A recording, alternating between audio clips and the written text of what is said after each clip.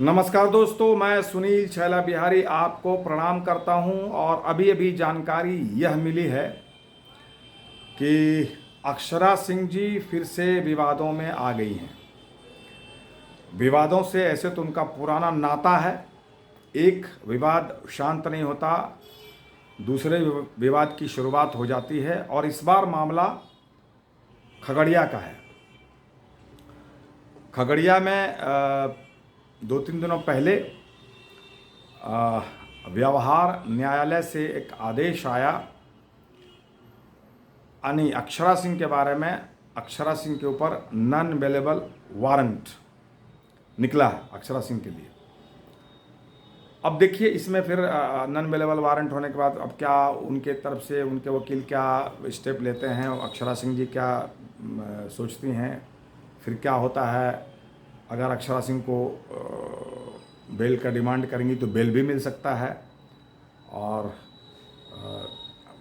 जज साहब चाहें, माननीय जज साहब चाहें तो उनको जेल भी हो सकती है। अब वो पूर्णतया न्यायालय के विवेक पर निर्भर करता है। मामला क्या है वो मैं बताऊं। अक्षरा सिंह का नाम जब भी विवादों में आता है तो कई बार मैंने अक्षरा जी के लिए उनके फेवर में मैंने वीडियो बनाया, और कई बार शिकायत भी उनकी करनी पड़ती है। जब मुझे ऐसा लगता है कि ये उनका व्यवहार अच्छा नहीं है तो मैं बोलता हूँ कि अक्षरा सिंह को ऐसा व्यवहार नहीं करना चाहिए जैसे लगमा के मैटर में हुआ था। लेकिन यहाँ का जो मैटर है खगड़िया का, ऐसे मैं इन दिनों दूसरे के बारे में ज़्यादा बात नहीं करता हूँ, लेकिन चूँकि खगड़िया का मैटर है, अक्षरा सिंह हमारी भोजपुरी इंडस्ट्री की बहुत सम्मानित एक्ट्रेस हैं, तो मुझे लगा कि इसमें बोलना चाहिए। और मैं इस बात को गहराई से जानता हूँ, इसलिए भी मुझे लगा कि इस बात को बोलना चाहिए। इस मैटर में ठीक है, नॉन अवेलेबल वारंट अक्षरा जी के ऊपर निकला है तो अक्षरा जी की परेशानी बढ़ गई, बढ़ना स्वाभाविक है। लेकिन इस केस में अक्षरा जी बहुत ज़्यादा दोषी नहीं है, जहाँ तक मुझे जानकारी है। तो सबसे पहली जानकारी मैं आपको यह देना चाहता हूँ कि यह जो मामला है उसमें अक्षरा सिंह जी ज़्यादा दोषी नहीं है। अब मैं आपको फ्लैशबैक में लेकर चलता हूँ, थोड़ा पीछे से बताने की कोशिश करता हूँ कि 2018 में मेरे पास कुछ लोग आए कि आपका कार्यक्रम हम लोग खगड़िया में करवाना चाहते हैं। उनके दिमाग में खगड़िया इसलिए आया कि मैं सुनील छैला बिहारी खगड़िया का है। जब बात हुई, टर्म्स एंड कंडीशन पे बात होती है, तो फिर हम लोग चाहते हैं कि हर हमेशा अगर कोई आदमी मेरा कार्यक्रम करवाता है तो उसको किसी भी प्रकार से लॉस नहीं हो। और उन्हीं दिनों हमारे यहाँ के एक सैनिक शहीद हुए थे, किशोर कुमार मुन्ना, तो उनको शहीद का दर्जा नहीं मिला, लेकिन हम लोग उनको मानते हैं कि शहीद हुए थे। तो मैंने उनको आइडिया दिया कि अभी खगड़िया का सेंटिमेंट जुड़ा हुआ है किशोर कुमार मुन्ना जी से, जो हमारे यहाँ के सैनिक थे, कुंवारे थे, और वो वीरगति को प्राप्त हुए हैं लड़ते लड़ते।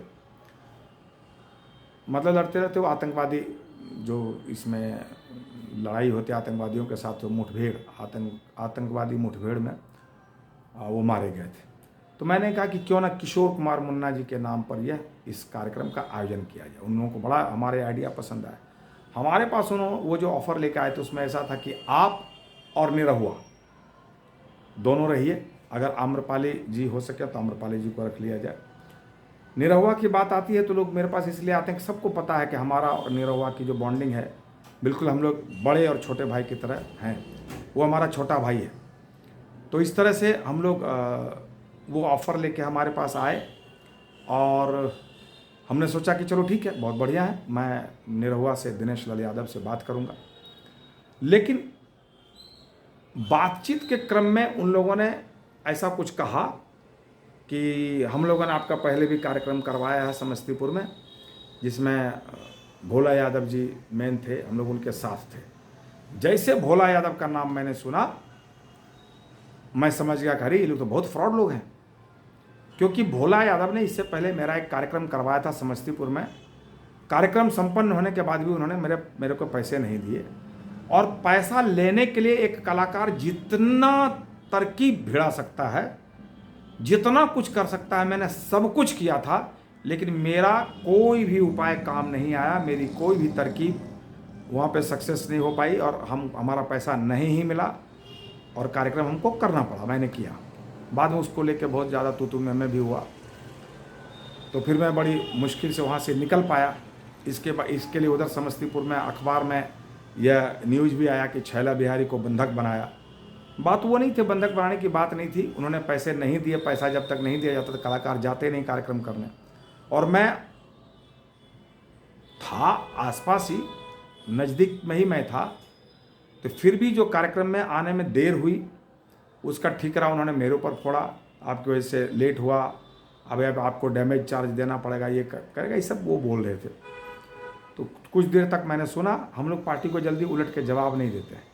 जब मैंने देखा कि ये ज़्यादा नाटक कर रहा है, मैंने कहा देखोगे हीरोबाजी करोगे, अभी मैं एसपी को फ़ोन करूँगा और सारी बात बताऊँगा, उसके बाद तुम्हारी जो दुर्गति होगी ना फिर उसके जिम्मेवार खुद होगे। जब मैंने थोड़ा चढ़ के बात किया तो फिर लोग संट हो गए। लेकिन अखबार वाले वहाँ पर थे तो उन लोगों ने कहा कि छैला बिहारी को बंधक बनाया गया, ये किया गया, वो किया गया।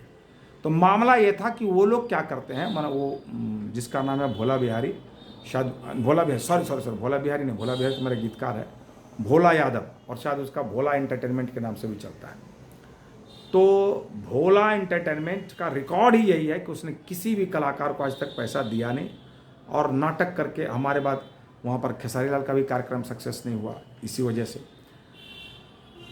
तो जब उन लोगों ने बातचीत के क्रम में बताया कि हम लोग वहाँ पर आपके कार्यक्रम में जुड़े हुए थे, तो मैंने कहा माफ़ कीजिएगा, मैं आपका कार्यक्रम नहीं कर पाऊँगा। फिर जब आप किसी को कह दीजिए कि मैं कार्यक्रम नहीं कर पाऊँगा, तो उन्होंने पूछा भाई क्यों नहीं कर पाएंगे। हमने कहा देखिए उस कार्यक्रम में हमारी जो फजीयत हुई थी, आज तक पैसा नहीं मिला, और भोला बिहारी मेरा राइटर इसलिए बार बार निकलता है। भोला यादव बहुत ही घटिया इंसान है, उसने पैसे भी नहीं दिए और मेरे साथ मिसबिहेव भी किया, बदतमीजी भी की। ऐसे अलग बात है कि बाद में फूल लेके हमारे साथ संबंध बनाने आया था, दोबारा फिर एक कार्यक्रम फूल लेके माफ़ी मांगा, तो दोबारा फिर एक कार्यक्रम हमको बुक किया। उस कार्यक्रम में भी वही किया, पैसे नहीं दिए, वो कार्यक्रम भी हम लोग नहीं गए करने के लिए, जबकि हमारे सारे कलाकार आ गए थे। तो मैं समझ गया कि ये जो है ना, ये जान के ऐसा करता है, नाटक करना इसकी आदत है। तो मैंने कहा अब मैं नहीं जा पाऊँगा। तो लोग बहुत हाथ पैर जोड़ने लगे। तो हमने कहा एक उपाय हो सकता है, एक काम मैं कर सकता हूँ कि जो भी पेमेंट की बात हुई, आप आइए एक साथ हमको पूरा पेमेंट दे दीजिए, मैं जाके आपका प्रोग्राम कर दूंगा। 5 दिन 10 दिन पहले आप फुल पेमेंट दे दीजिए, मैं जाके आपका कार्यक्रम कर दूंगा। उन्होंने कहा कि नहीं इतना अभी एडवांस लीजिए बाकी। तो मैं समझ गया एडवांस देके, जब भी हम लोग किसी का एडवांस पकड़ते हैं उसके बाद हम लोग भी बंध जाते हैं। अगर एडवांस हमने पकड़ लिया, हम सारे कलाकार बुक कर देते हैं, कलाकार आ भी जाते हैं, कलाकार दूसरा कार्यक्रम नहीं लेते हैं और दूसरी जगह से कार्यक्रम का पैसा नहीं आता तो हमारे कलाकार बैठ जाते हैं, फिर वो पैसा मांगते हैं, बहुत फजीयत होती है हम लोगों की। तो हमने कहा कि ये फिर एडवांस देगा, हमको लॉक करेगा और फिर नाटक करेगा, नहीं। मैंने कहा मैं आपका कार्यक्रम नहीं करूँगा, हमको माफ़ कर दीजिए। हाँ, जब आपको पैसे हो जाए आप मेरे पास पैसा लेकर आइए, 5 दिन 10 दिन के बाद मैं डेट दूंगा, आप उस डेट को कार्यक्रम करवाइए। उसका फिर वो लोग चले गए, ठीक है मैं विचार करके बताता हूँ। कुछ दिनों के बाद मैंने सुना कि खगड़िया में अक्षरा सिंह जी और पांडे, कौन, रितेश पांडे, हाँ रितेश पांडे आ रहे हैं। हमने कहा चलो खुशी की बात है। वहाँ भी चंदा वसूली का कार्यक्रम शुरू हुआ। ये भी पता चला कि किशोर कुमार मुन्ना जो शहीद हुआ हमारे, उनके नाम से कार्यक्रम चल रहा है। मुझे लगा कि यहाँ भी कार्यक्रम सक्सेस होगा नहीं, ये कलाकार को पैसा देगा नहीं, और कलाकार को पैसा देगा नहीं तो कलाकार आएंगे नहीं, और कलाकार आएंगे नहीं तो कार्यक्रम तो होगा नहीं। तो जब एकदम बहुत जोर और शोर से टिकट उकट कटने लगा, तो मैंने हमारे बड़े भाई, हमारे मित्र डॉक्टर विवेकानंद जी को मैंने फ़ोन किया कि डॉक्टर साहब ये लोग फ्रॉड लोग हैं, जिसका ऑर्गेनाइजर्स का नाम लिया जाता है ना, टिंकू जिया। तो मैंने कहा कि ये जो ऑर्गेनाइजर्स हैं जो बाहर से आए हैं, ये खगड़िया के लोग नहीं थे। मैंने कहा ये ऑर्गेनाइजर्स बहुत फ्रॉड हैं और ये लोग शहीद के नाम पर टिकट काट रहा है, ये कलाकार को पैसा देगा नहीं, कलाकार आएंगे नहीं, कार्यक्रम होगा नहीं, लेकिन पैसे की उगाही तो हो जाएगी, हमारे खगड़िया के लोगों को तो ठगा जाएगा। तो मैंने कहा कि इस पर डीएम साहब को बोल के रोक लगवाइए। डॉक्टर साहब ने कहा कि अब 2-3 दिन बचा है कार्यक्रम में, अभी अगर हम लोग आगे बढ़ के कार्यक्रम को रुकवाएंगे तो खगड़िया के लोग यही कहेंगे कि छैला बिहारी और डॉक्टर विवेकानंद ने इस कार्यक्रम में अड़चन डाला है, जिसकी वजह से ये परेशानी हुई है। बाद में भी हो सकता है लोग बोलते हैं कि अक्षरा सिंह को या रितेश पांडे को हमने ही कह दिया कि मत आइए।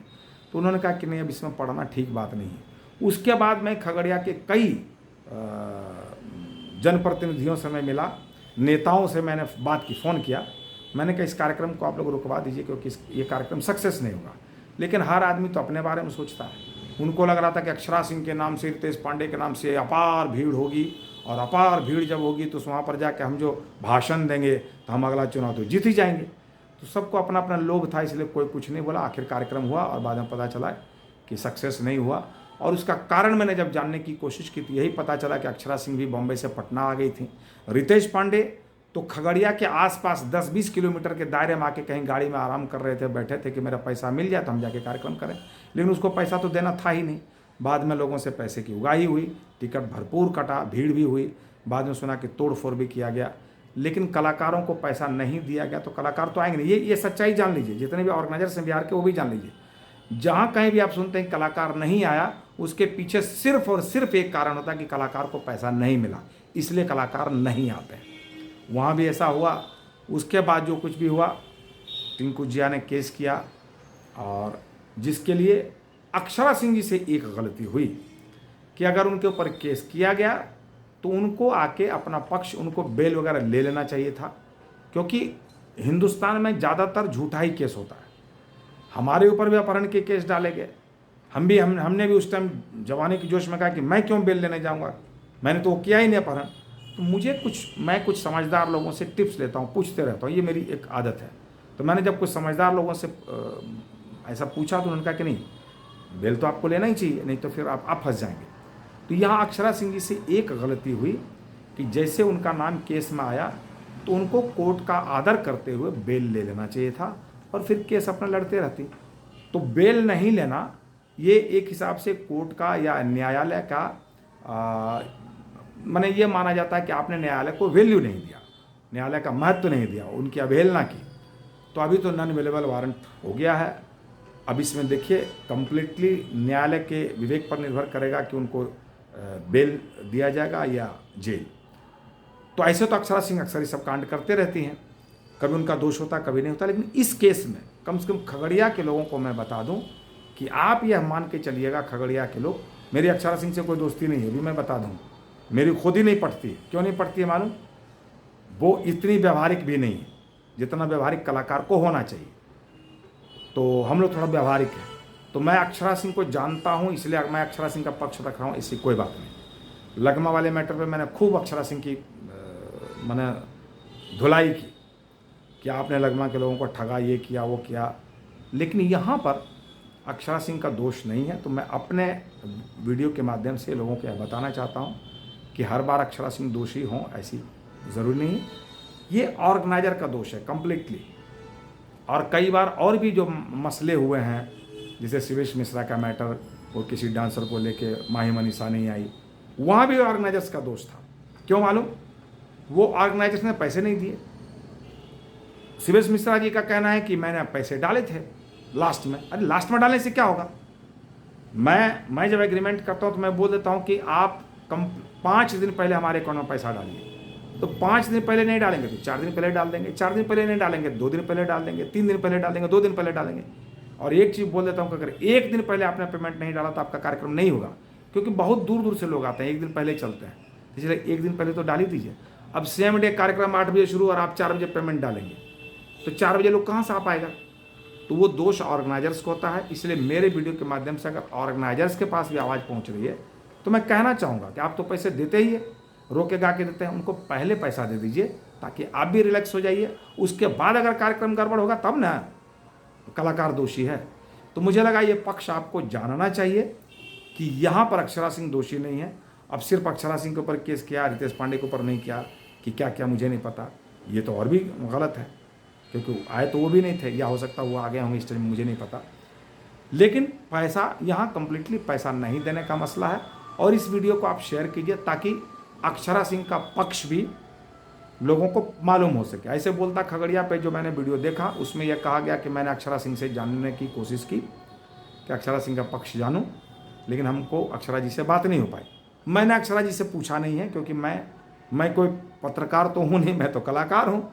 मुझे जो समझ में आता है और जो उचित होता है मैं बोलता हूँ, मैं एक तरफ की बात भी नहीं करता हूँ। तो मैंने अक्षरा जी से कोई कॉन्टैक्ट नहीं किया और मुझे कॉन्टैक्ट करना भी नहीं, इसलिए नहीं करना है कि मैं ये जानता हूँ इस मैटर को, इसलिए मैंने अपनी राय रखी। इसको वीडियो को आप लोगों को बताइए ताकि अक्षरा जी का मैटर मालूम हो, ऑर्गेनाइजर्स को मालूम हो कि आप पैसा तो देते ही हैं लेकिन समय से दिया कीजिए ताकि आपका कार्यक्रम सक्सेस हो। बाकी मेरी बातें किसी को बुरी लगी होंगी तो मैं क्षमा चाहता हूँ। और जब कमेंट वगैरह पढ़ूंगा, कमेंट पढ़ के अगर मुझे ऐसा लगेगा कि और भी इस पर वीडियो बनाना चाहिए तो और भी कुछ अगर प्रश्न आपके दिमाग में होंगे, अगर आप कमेंट में लिखेंगे तो और भी वीडियो बनाया जाएगा। अगर हमारा ये वीडियो आप यूट्यूब पर देख रहे हो तो हमारे यूट्यूब चैनल को सब्सक्राइब कीजिए, वीडियो को शेयर कीजिए, कमेंट कीजिए, लाइक कीजिए। और अगर फेसबुक पर देख रहे हो तो हमारे फेसबुक पेज को फॉलो कीजिए, लाइक कीजिए, कमेंट कीजिए। फिर मिलेंगे अगले वीडियो में। भारत माता की जय, जय हिंद।